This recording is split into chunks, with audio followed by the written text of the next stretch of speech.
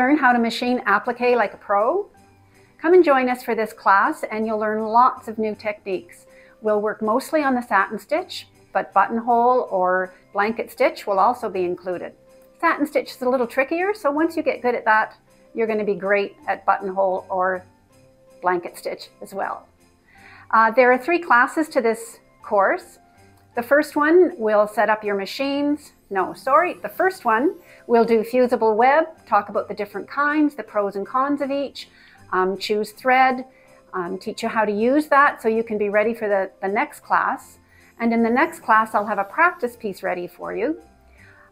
You'll learn straight lines, curved lines, corners, points, and lots more.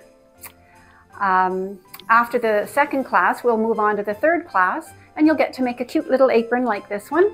It's made from a tea towel. You'll have a little kit included in the price of your class that will include the tea towel, the same tea towel cut up for a pocket, and the twill tape for the ties. So I hope you come and join me for this. I'm Barb. Hope to see you there.